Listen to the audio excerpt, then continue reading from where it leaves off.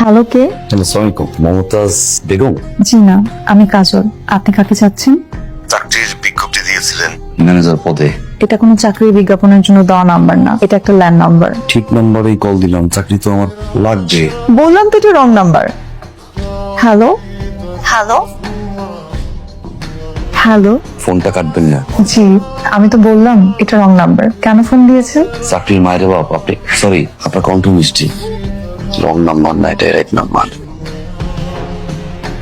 কিরে, কে ফোন করেছিল? কে যেন উল্টা পাল্টা বলছে যে কোন চাকরির বিজ্ঞাপন থেকে নাকি ফোন করেছে। শোন, আজকে তোর ফুফাতো ভাই জাহিদ আসবে, তুই একটু সুন্দর করে সেজেগুজে থাকিস। কিন্তু মা, আমার বাবা সে কিন্তু আসলে আমাকে কোনো প্রবাসী ছাড়া বিয়ে দিবে না। তুমি তোমার নন্দর ছেলে বাসায় আসছে, তাকে রেঁধে বেড়ে খাও, কোনো সমস্যা নাই, আমিও তোমাকে হেল্প করবো, কিন্তু আমার কোনো ইন্টারেস্ট নাই। মমতাজ মাল্টিন্যাশনাল কোম্পানি পদে একজন নিয়োগ দেওয়া হবে। 7480। সবই তো ঠিক আছে। কেমন আছো তুমি? জি, আমি ভালো আছি। আপনি ভালো আছেন? হ্যাঁ মামি, কাজল তো অনেক মিষ্টি হয়ে গেছে।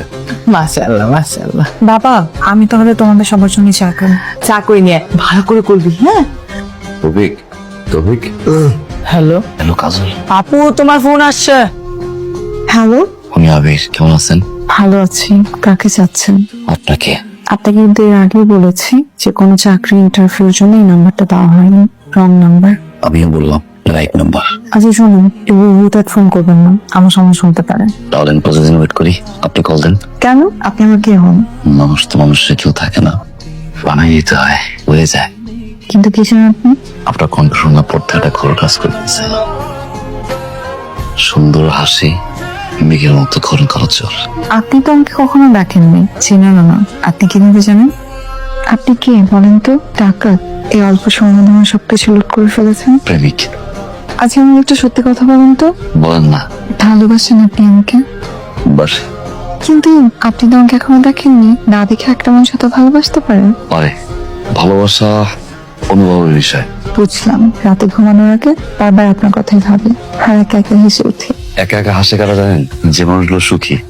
সুখী মানুষরা একা একা হাসে। তার মানে আমি সুখী মানুষ। আপনার সাথে যতক্ষণ থাকি ততক্ষণ শান্ত আর সুখে থাকি, বাকিটা সময় অস্থির লাগে।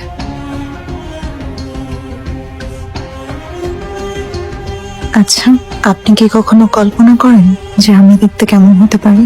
না, তবে এতটুকু বুঝতে পারি, আপনি সুন্দর। আপনাকে কখনো দেখিনি, অথচ মনে হয় কত আপন। আচ্ছা, আপনার কি আমাকে দেখতে ইচ্ছে করে? হয়, তবে এখনই না। আপনি যেদিন আমাকে দেখবেন সেদিনই আপনি আমার বাবার কাছে আমাকে দাবি করবেন। আচ্ছা, আপনাকে একটা ব্যাপার জানানো দরকার। বলেন না। আমার বাবা দেশে থাকেন, এমন কোনো ছেলের সাথে আমাকে বিয়ে দিবেন না। তার জন্য অবশ্যই আপনাকে প্রবাসে যেতে হবে। আর আমার ইচ্ছে, আপনি যেদিন আমাকে দেখবেন সেদিনই আমার বাবার কাছ থেকে আমাকে চেয়ে নেবেন। আচ্ছা, আমি দেখতেছি।